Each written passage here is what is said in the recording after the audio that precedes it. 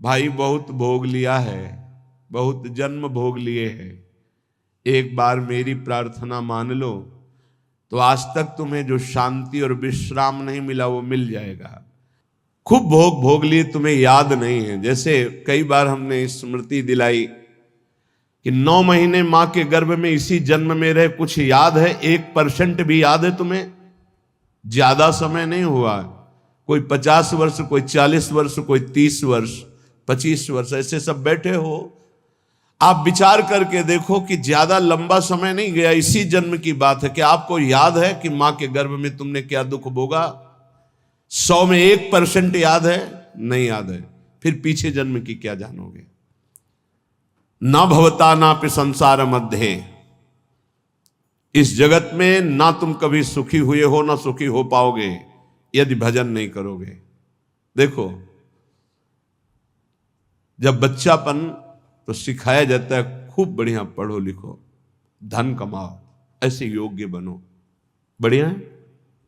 कभी अध्यात्म नहीं सिखाया, कभी नाम जप नहीं सिखाया, कभी ये बैठ के नहीं सिखाया कि बड़ों का आदर कैसे किया जाता है, कभी ये नहीं सिखाया कि मनुष्य जीवन का लक्ष्य क्या है। अब वो पढ़ाई लिखाई में गए, व्यसन सीख गए, व्यभिचार सीख गए, अच्छी नौकरियां पाई, पैसे हैं, और फिर घर में आकर के उन बूढ़े माता पिता को जो चलने लायक नहीं है, दरवाजा बंद करके वैसी दुर्दशा करते, मारते हैं, पूछो मत।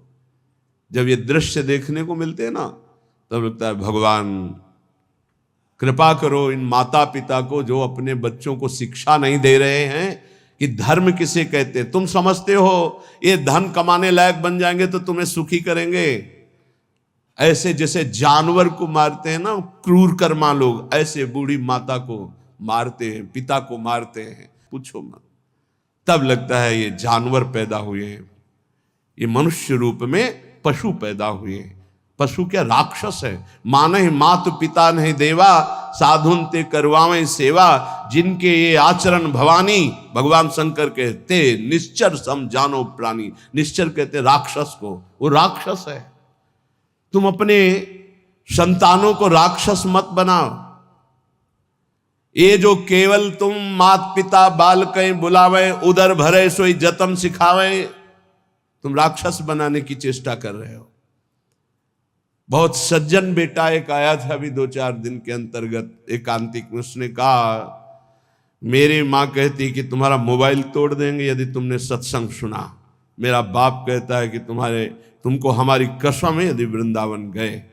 यही बच्चे जब सतमार्ग से विमुख हो जाएंगे और शराब पीकर घर आएंगे, तब तुम्हारी पूजा करेंगे, तब तुम्हें अपनी कसम ध्यान आएगी कि अगर ये वृंदावन जाता, साधु समागम करता, तो आज लातों से न मारता। आज ये मेरी दुर्दशा न कर। चीख रहा है, क्या है? भ्रातर भोगास भुक्ता, भुगतोगे। ये जो कर रहे हो कर्म भुगतोगे। तुम्हारे बेटा बेटी देख रहे हैं कि बुढ़े के साथ कैसा तुम कर रहे हो, वही इंतजाम तुम्हारे लिए रहेगा, वही इंतजाम, उससे बढ़ के ब्याज सहित। चिंता मत करो। इसलिए हम सबसे प्रार्थना करते हैं, ये कर्म भूमि है, जो बीज बोओगे वही फल काटोगे। आज देखने में लग रहा है कि माता पिता के साथ बड़ा अन्याय हो रहा है, लेकिन सत्य पूछो तो ये उनके कर्म का फल उनको देखने को मिल रहा है। न कभी राम बोले, न कृष्ण बोले, न हरि बोले, पूरा जीवन केवल इसी में लगाया, तो देख परिणाम। जिनके लिए जीवन लगाया वही तेरा जीवन लेने के लिए तत्पर हो रहा है, वो वही तेरा नाश कर रहा है। जिसको तूने सजाया वही तुझे दंड दे रहा है। क्यों? भगवान का विरोधी भाव रखने वाला कभी सुखी नहीं हो सकता।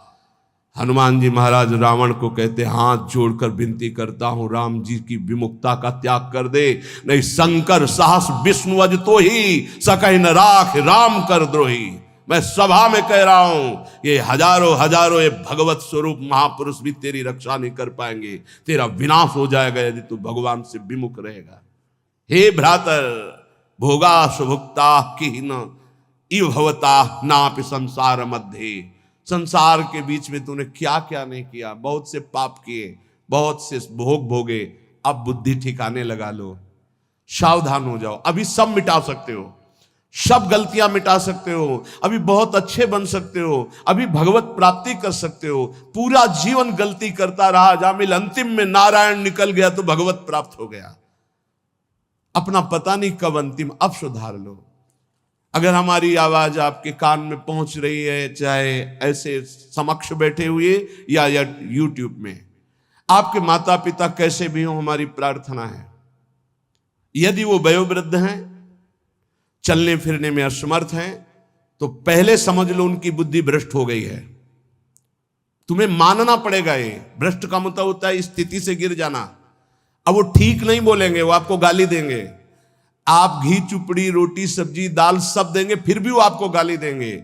आपके रिश्ते नातेदारों से आपकी निंदा करेंगे, पर आप उनकी इस बिगड़ी हुई बुद्धि का रोष पूर्वक अनुगमन करते हुए उनको पीटना, उनको मारना, ये आचरण मत करें, क्योंकि उनकी कर्मानुसार बुद्धि बिगड़ चुकी है। अब अपने कर्म आप मत बिगाड़िए, वो आपके भगवान हैं। सच्ची मानिए, उनमें भगवान बैठे हुए हैं। ऐसे असमर्थ माता पिता को भगवान की तरह दुलार करोगे तो तुम सदैव श्री संपन्न रहोगे। लक्ष्मी तुम्हारे घर से नहीं जाएगी। और जिन घरों में माता पिता को त्रास दिया जाता है, जिन घरों में आए हुई पानी ग्रहण करके पत्नी के साथ अनर्थ, नाना प्रकार की दोष वृत्तियां, वो घर कभी श्री संपन्न नहीं हो सकता, सुख संपन्न नहीं हो सकता। आप सत्संग सुनने आए हो, इसी का सुधार करना चाहिए। माता पिता आपके साथ क्या व्यवहार कर रहे हैं बिल्कुल मत देखो, ये मान लो कि ये पागल है, उनकी बातें मत सुनो। तुमका अपना कर्तव्य दे, तुम्हारा क्या कर्तव्य, हमको केवल अपना कर्तव्य देखना। हमें बहुत कष्ट होता है जब ये बात देखते हैं कि बूढ़े असमर्थ माता पिता के साथ ऐसा व्यवहार, तब लगता है ये कलेजा है इसका हृदय है कि भगवान ने पत्थर की रचना की इसके हृदय में। अरे और कौन, जिसने 9 महीने गर्भ में रखा, जिसने अपने रक्त का दूध बनाकर तुम्हें पिलाया, जिसने तुम्हारे मल मूत्र साफ किया, आज तुम हाथी जैसे जवान हो तो लात मारते हो, डंडा मारते हो, उनको गाली देते हो।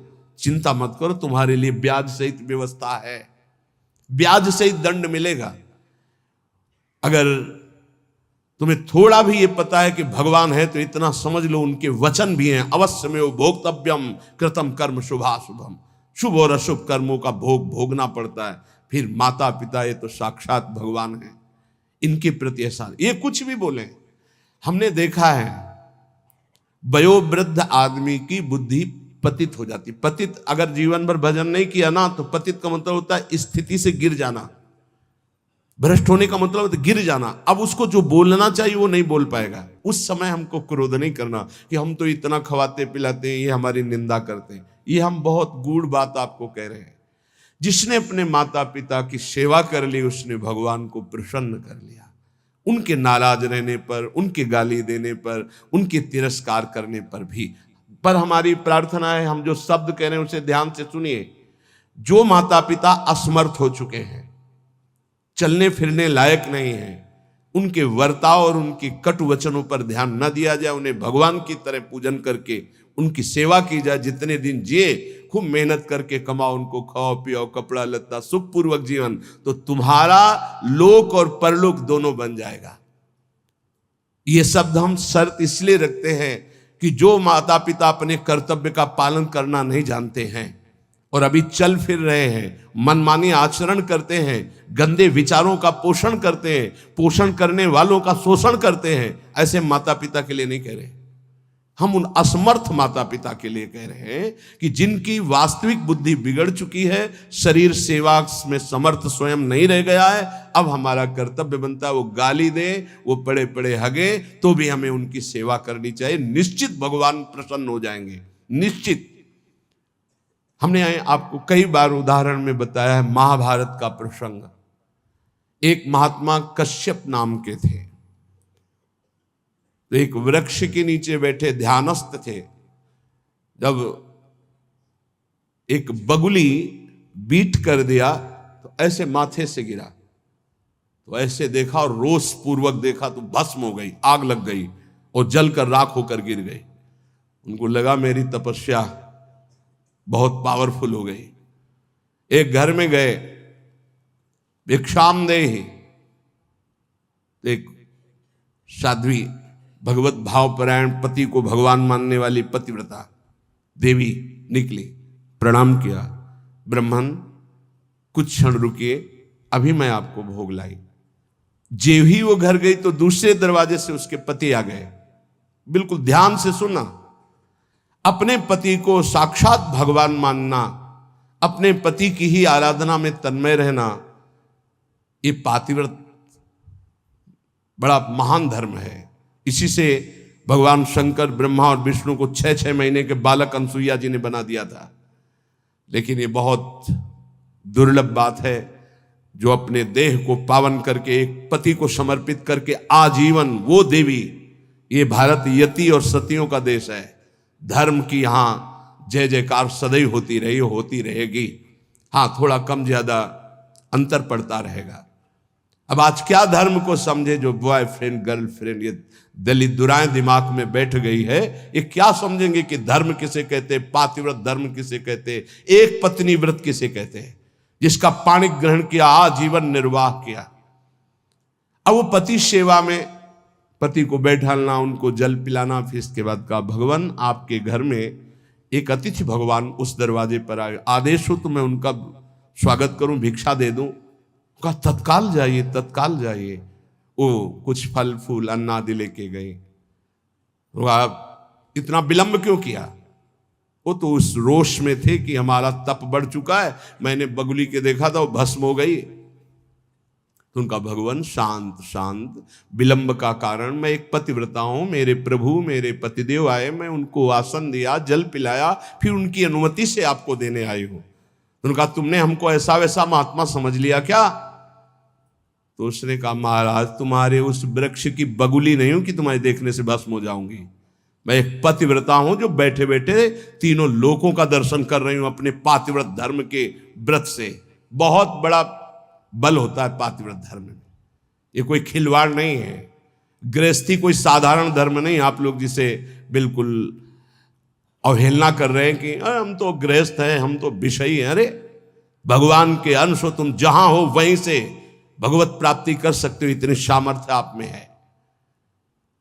अब तो होश उड़ गए उनके कि ये बात तो केवल मैं ही जानता था कि बगुली को देखने से भस्म हुई, दूसरा कोई नहीं। तो हाथ जोड़ा और कहा देवी तुम्हें कैसे पता है?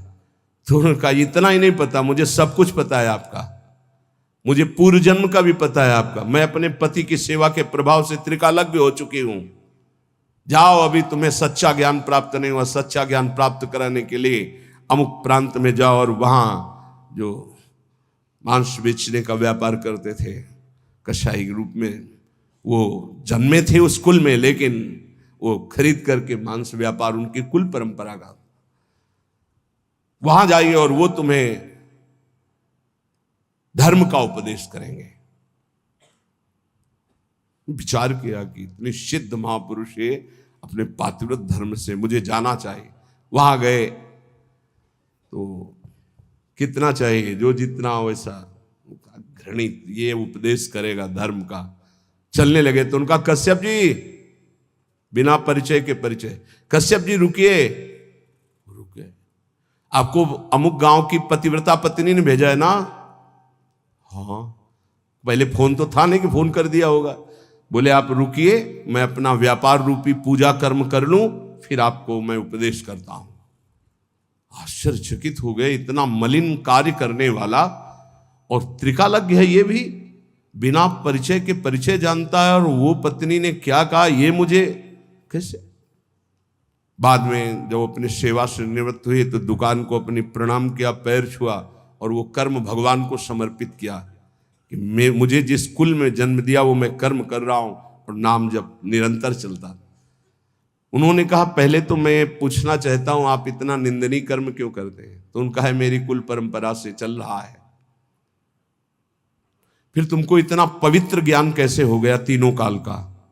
बोले मैं निरंतर नाम जप करता हूं, अपने कर्म को भगवान की पूजा समझता हूं। और आओ, और घर ले गए और दिखाया कि श्वेत पलंग पर बूढ़े माता पिता बैठे हुए, जाके साष्टांग दंडवत किया। बोले जो उससे धन मिलता है उससे मैं अपने इन भगवान की सेवा करता हूं। रात दिन माता पिता की सेवा के प्रभाव से, नाम जप के प्रभाव से, अपने व्यापार को भगवान की पूजा समझने के प्रभाव से मुझे तीनों काल का ज्ञान है। तो उन्होंने कहा मेरी तपस्या अपूर्ण क्यों है? कश्यप जी ने उन्होंने कहा इसलिए कि तुम अपने माता पिता की अवहेलना कर चुके हो और वो वृद्ध माता पिता भटक रहे हैं, उनकी सेवा छोड़कर उनकी अनुमति के बिना तुम ये ऐसा, जाओ पहले उनकी आज्ञा का पालन करो। आप समझो, महाभारत में पढ़ के देखना, भगवान श्री कृष्ण द्वैपायन व्यास देव जी ने लिखा है, आज उन्हीं माता पिता से जिनसे परम सिद्धि प्राप्त होती है, परम कृपा प्राप्त होती है, ये नादान लोग नहीं जान पा रहे और अपना कर्म नाश कर रहे हैं, कर्म नाश कर रहे हैं, पूरा जीवन नष्ट कर रहे हैं। हम इस विषय में इसलिए बोल रहे हैं कि आजकल बहुत बच्चे उद्दंड हो रहे हैं और ब्याह हुआ तो वही नई बच्चियां जिनको अपने माता पिता का सम्मान करना नहीं आया, वो अपने पति के माता पिता के साथ दुर्व्यवहार करती हैं, पति के अधीन करके दोनों मिलकर उनको पीड़ा पहुंचाती हैं। हम वयोवृद्ध की बात कह रहे हैं, हम उनकी बात नहीं कर रहे जो समर्थ हैं, कर सकते हैं, जो शोषण करते हैं हम उनकी बात नहीं कर रहे, हम उनकी बात कर रहे हैं जो असमर्थ हैं, चलने में भी असमर्थ हैं। अब उनके ऊपर डंडे का प्रहार, उनकी पिटाई बिल्कुल ठीक नहीं। हे भ्रातर भोगा सुभुक्ता, जो तुम कर्म कर रहे हो सुभुक्ता तुम्हें भोगना पड़ेगा और बहुत भोग चुके हो। जैसे मां के गर्भ में कितना बड़ा दंड भोगा तुम्हें याद भी नहीं है। इसलिए भवता नापि संसार मध्य, दोबारा इस संसार के बीच में जन्म ना हो, ऐसा उपाय कर लो। क्या? विद्यादान ध्वराद्य ही कति कति जगति ख्याति पूजाद्य लब्धा, इससे तुम्हारा जन्म मरण नहीं रुकेगा। बहुत पढ़ लिख कर विद्वान हो गए हो तो तुम्हारी ख्याति हो जाएगी, बहुत दान दे दोगे तो तुम्हारा यश हो जाएगा, बहुत भोग सामग्री आहार विहार बांट दोगे, बहुतायत रूप में तुम्हारे पास आ जाएगी, लेकिन तुम्हारा जन्म मरण नहीं रुकेगा। जन्म मरण रुकेगा अद्याहारे पियादृच्छिक उर्गुणवानप्यहु समृतात्मा श्रीमद वृंदावनेस्मिन सतत मट सखे सर्वतो मुक्त संगाहा। आहार विहार की चिंता छोड़ दो, योगक्षेमम वहाम्यहम का ठेका भगवान लेते हैं। अपने कर्तव्य का धर्म पूर्वक पालन करो, धन की चिंता मत करो। आ जाओ श्री धाम वृंदावन, सत्संग सुनो, उसके अनुसार आचरण करो, साधना भजन करो, तुम्हारा परम मंगल हो जाएगा, आवागमन से मुक्त हो जाओगे।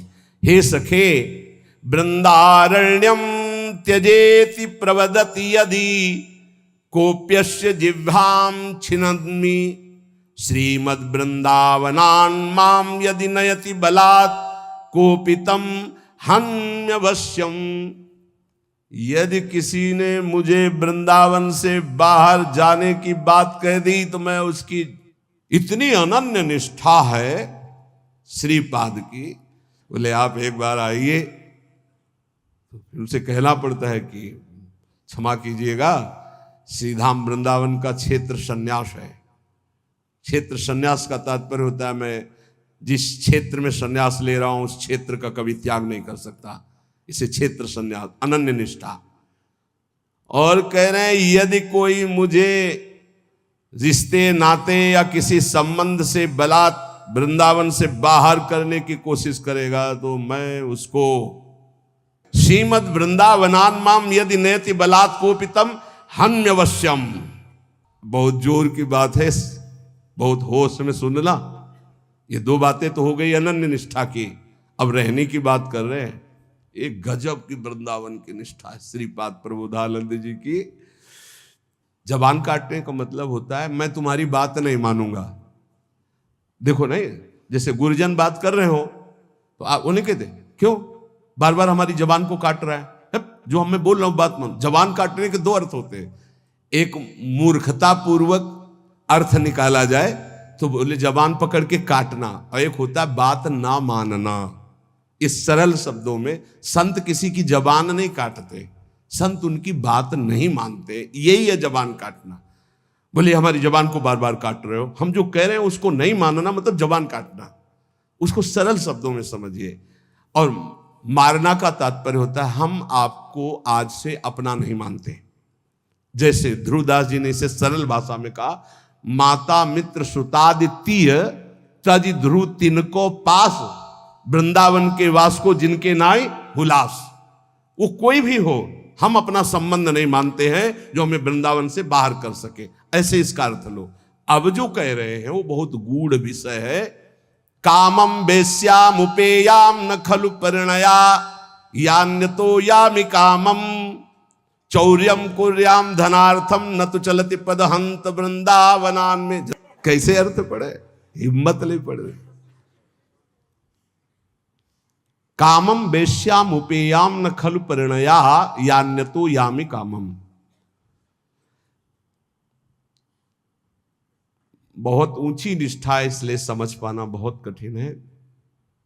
ये बहुत बड़ी बात कह रहे हैं कि वृंदावन में मैं वैश्यागमन करके भी रहना स्वीकार कर सकता हूं, लेकिन वृंदावन के बाहर में बहुत बड़ी बात कह रहे हैं। मतलब उसका अर्थ करना कठिन है, क्योंकि उनकी बहुत ऊंची निष्ठा से वो बात कर रहे हैं। भला ब्रह्मबोध संपन्न महापुरुष के अंदर कहीं कामना हो सकती?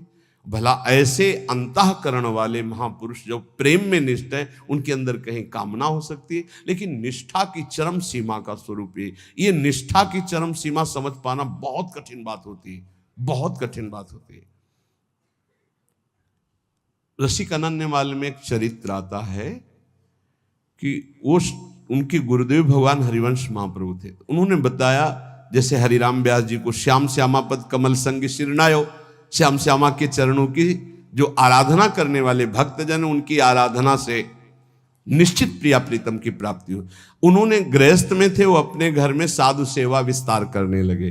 जब जहां जैसे संत सुनते उनके घर आते, तो एक नौजवान आदमी ने, जो बिल्कुल कोई मतलब भजन साधन से नहीं, देखा बहुत साधु वेश में हलवा पूड़ी खवाया जाता है और दक्षिणा भी मिलती है, तो पाखंड वेश धारण करके, वो साधु नहीं था, वो वहां गया तो उन्होंने उसका पूजन किया, वैसे ही जैसे संत सेवा करते हैं। अब वो वहां कोई रोक टोक नहीं थी, तो जैसे ये निष्ठा है, ऐसे वो बहुत ऊंची निष्ठा, उसको सब लोग नहीं कर सकते, करना भी नहीं चाहिए।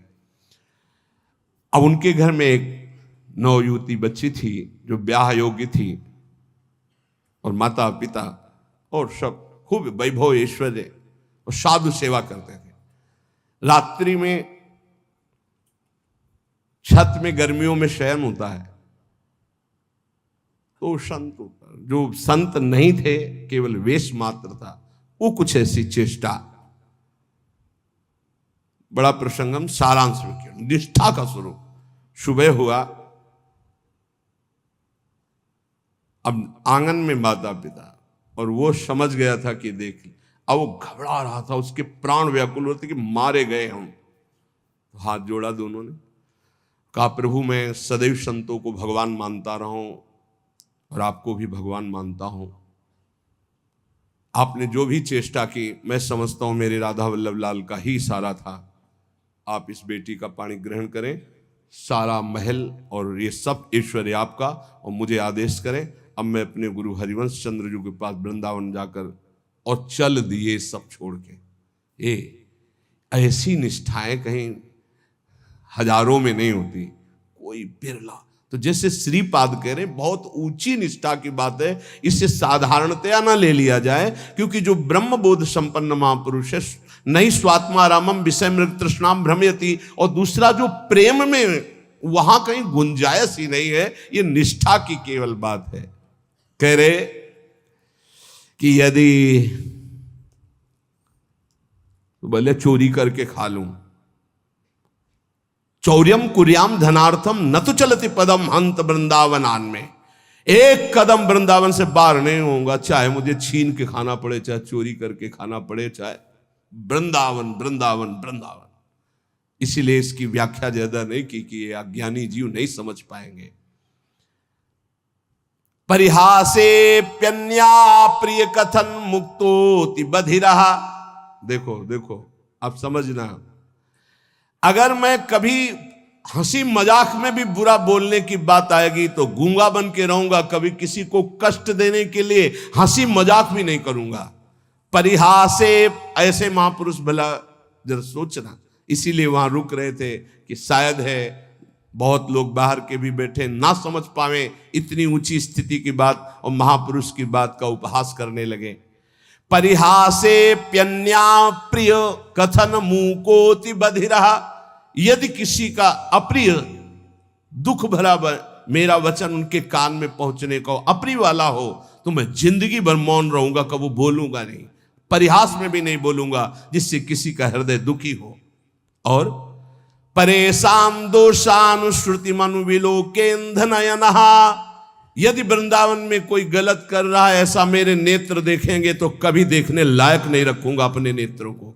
वृंदावन का दोष मैं नहीं देख सकता, वृंदावन वासी का मैं दोष भाव कभी अपने में परेशान दोषानु मैं सुनूंगा भी नहीं, मन से भी नहीं चिंतन करूंगा। और विलोकेंध नयना देखते हुए भी मैं अंधा बन जाऊंगा, अपने नेत्रों को देखने लायक नहीं रखूंगा। ये निष्ठा वृंदावन और वृंदावनवासी। शिलावन निश्चेष्टा परवपुषि बाधा लव विधौ। यदि कोई हमारे शरीर को पीटने लगेगा तो मैं बिल्कुल पत्थर की काष्ठ की तरह बन जाऊंगा। पीट लो, प्रारब्ध है इस शरीर, मैं पलट कर उसको थप्पड़ नहीं मारूंगा। इतनी बड़ी स्थिति को समझना है। ये ऐसा देखा है, महापुरुषों को देखा है, देखा है। आप लोग इस समय से आधुनिक वातावरण में है कि जहां वो कष्ट नहीं मिले हैं।